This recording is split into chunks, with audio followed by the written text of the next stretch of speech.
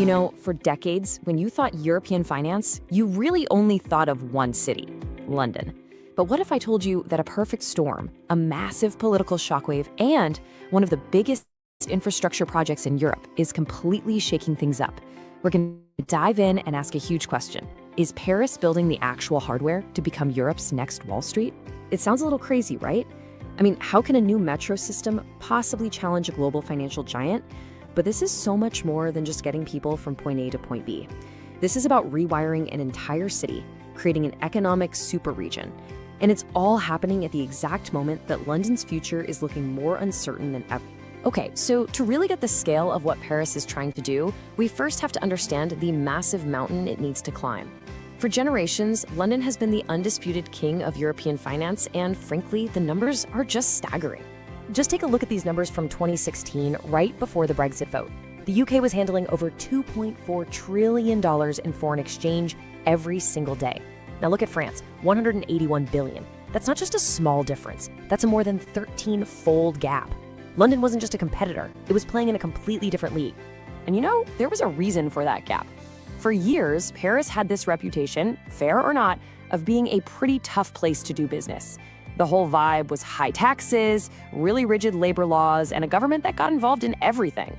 Now, for the super fast-paced world of global finance, that just wasn't as appealing as the much more freewheeling city of London.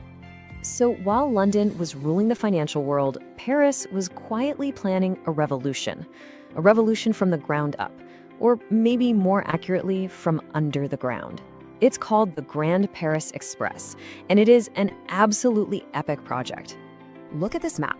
This is not just adding a few new stops to the metro. This is a brand new, fully automated network, and its main goal is to connect the suburbs to each other so they don't have to go through the crowded city center.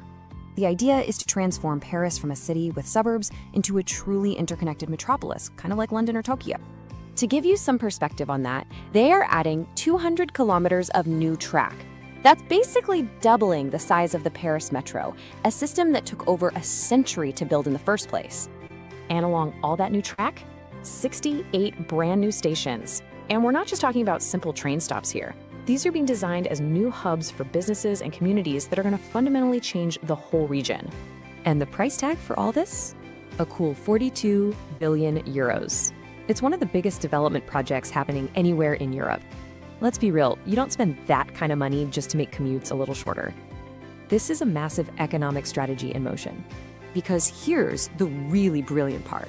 The genius of the Grand Paris Express isn't just the tracks themselves, it's what those tracks connect.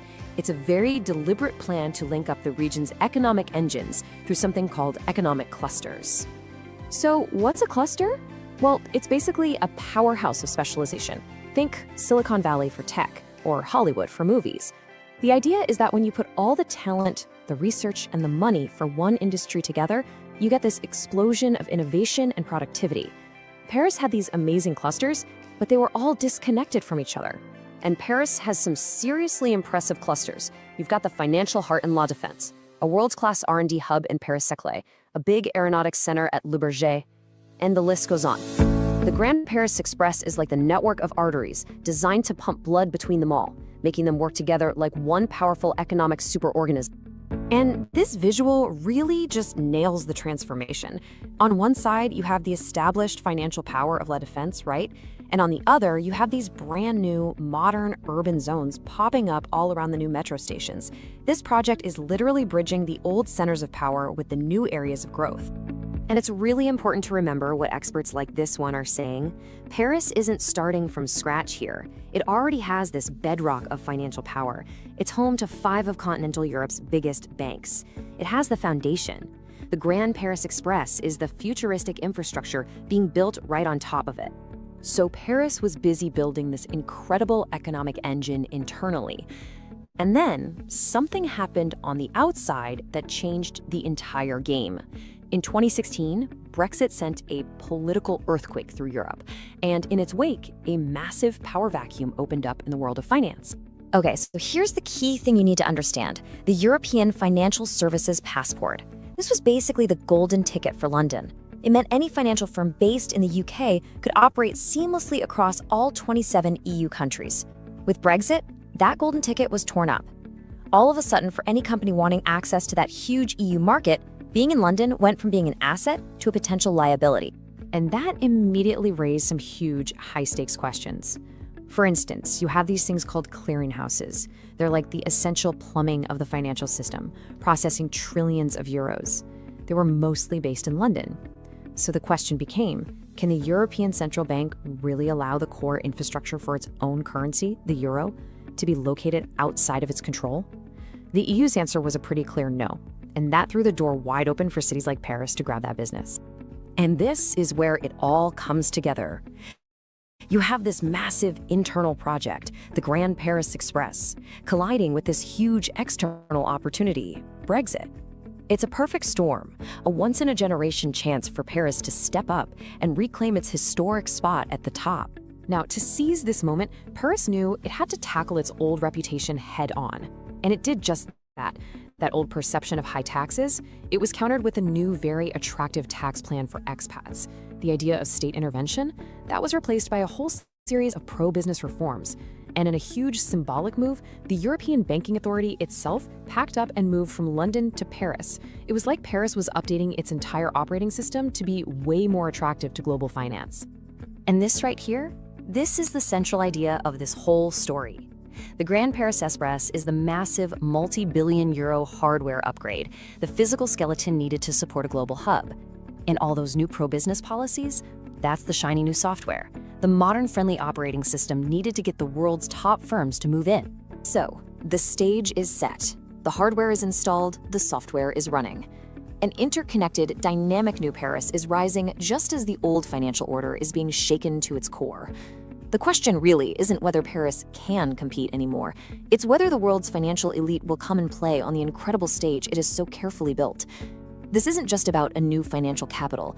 It's about a potential new center of gravity for all of Europe.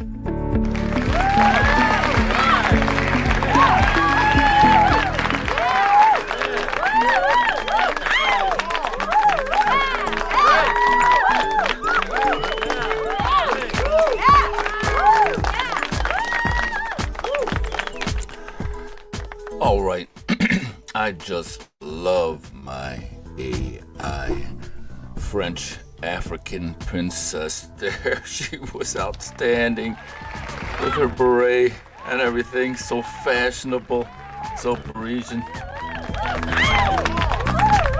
So that's what we're going to talk about today. Incredible, absolutely incredible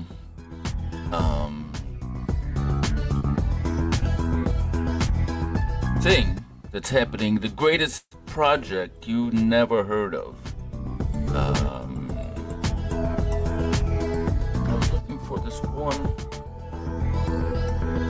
Yeah, that's it right here.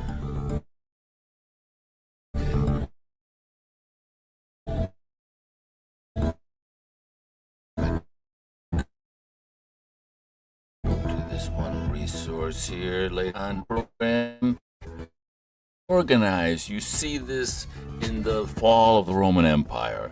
The Holy Roman Empire just sort of didn't re-engineer what the Roman Empire did. They just kind of took the remnants and created their own scene.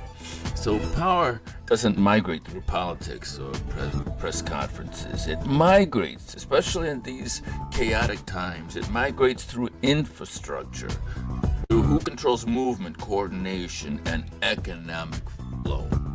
In the next phase of global competition, sovereignty won't be defined by flags or treaties. It will be defined by corridors,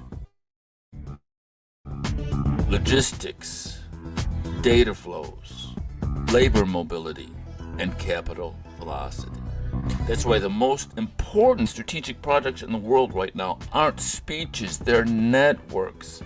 And in Europe, the single largest physical network being built is the Grand Paris Express. 200 kilometers of new automated metro, nearly 70 new stations, direct integration of airports, research hubs, business districts, housing zones, and cultural centers into one continuous mobility ecosystem. This isn't a train project. This is a platform. Platforms reshape behavior. Platforms attract capital. Platforms concentrate talent.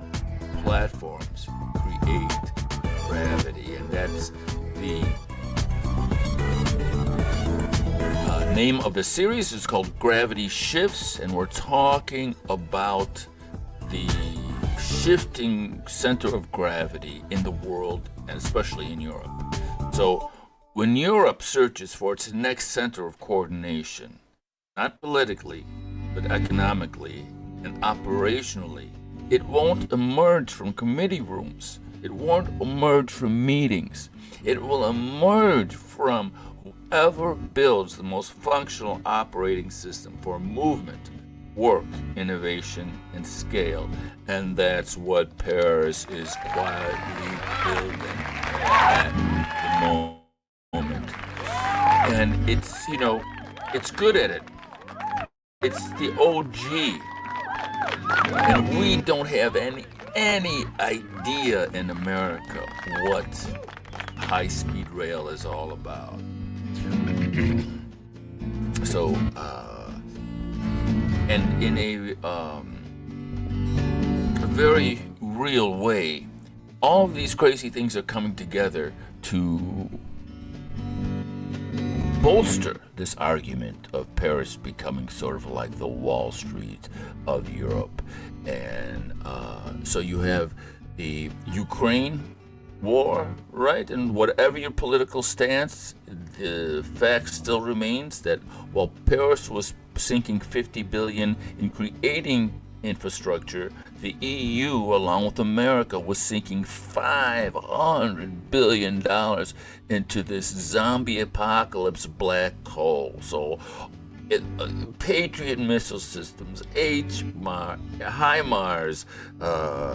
JDAMs, JSOWs, F-15s, Bradley fighting vehicles, you name the weapon system that was sent over there, and it just was completely obliterated by that conflict. So that geopolitical scenario is sort of creating this landscape in which Paris can take this platform, can take this opportunity and emerge to its original throne as the leader of Europe. And here are just some facts that I'm going to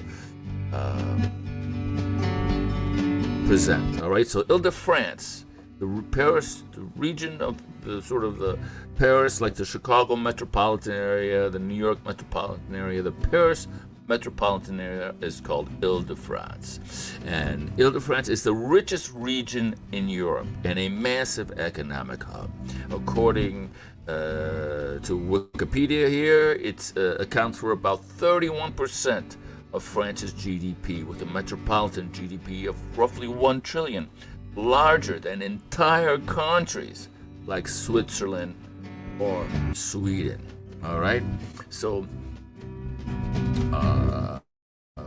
that's just sort of the basics, the economic basics. And now we're going to talk about the transportation or the mobility layer. So Paris itself is a critical transportation and connectivity hub with major rail, highway, and air links, including Charles de Gaulle, one of Europe's busiest airports that makes it superbly positioned for logistics, commerce, and global flows. So Paris is not a peripheral city in Europe, right? So we just said it produces 31% of the country's GDP. But what's even more intense is that these rail lines are going to be connecting the airports, right? Orly in the south, La Bourget in the north, and Charles de Gaulle in the northeast. So people can charter flights get on Paris' first-class rail system and either travel Europe or travel within France or just stay within Paris with that short hop from the airport to its mobility center. Paris is unique in the world. In the world. And Paris has been accelerating financial and business gravity just naturally in the last, not because of current geopolitical reasons, but just because of what it's been doing over the last few decades. So as Europe's financial landscape is in flux, and Paris is rising as a European financial center of consequence, all right? Paris has been recognized as one of the world's top financial centers, ranked worldwide behind major global hubs and ahead of EU centers, thanks to reforms and growth in financial activity. And this is cited by Banque de France. The Paris region attracts significant foreign investment, especially from American firms, with major global banks like Bank of America, JP Morgan, etc., expanding operations locally, and French financial services, and with French financial services exports rising sharply. And all of this with people talking about how NATO is in shambles. The EU, the Ukrainian war has exposed fissures that were not necessarily at the surface, but now because of the conflict, because of the money flows, and the capital allocation towards this conflict, that all of these circumstances together are just creating this instability, this chaos, and power hates a vacuum. So the Grand Paris Express is literally, it's set to literally transform the metropolitan region. Where is it? Yes. So the Grand Paris Express, the biggest project you never heard of. It's literally set to transform the metropolitan region, doubling the network, adding 200 kilometers of new lines, close to 70 stations, and integrating suburb to suburb flows and knitting airports, business-owned universities, innovation districts into one system. All right? By 2030, which is just around the corner, 90% of Greater Paris residents will be within 2 kilometers of a station, a rapid expansion of accessibility and economic creativity. And that's in this, comes from this blog right here. So, Le Grand Paris Express isn't just transit. Like we said before, it's a platform. It binds people to jobs, universities, to research hubs, airports, to enterprise districts, and suburbs to economic opportunity. That's exactly how new centers of gravity form in history. Through connective infrastructure that amplifies human flow.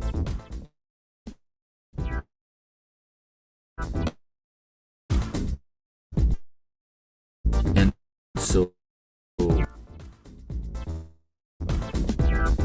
this is than it has laid in the last 100. And the awesomeness the machinery and the engineering that's involved is the subject of a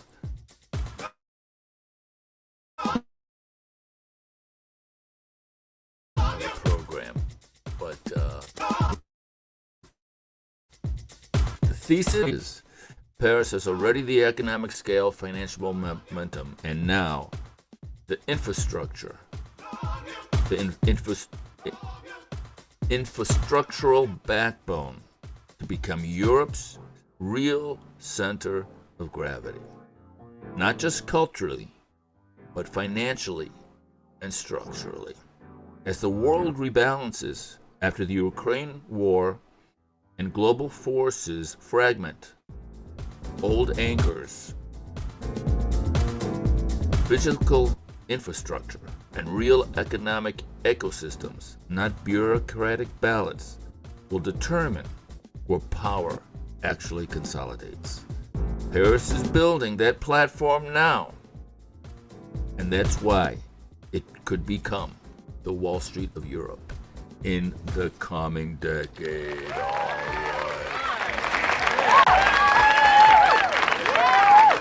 So that's my thesis. This is the Gravity Shifts series. I think this is episode number 6.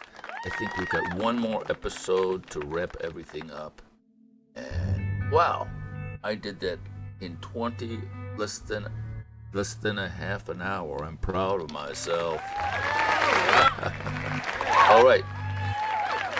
So I want to thank you so much for watching, and we will catch you next time. Take care. Au revoir.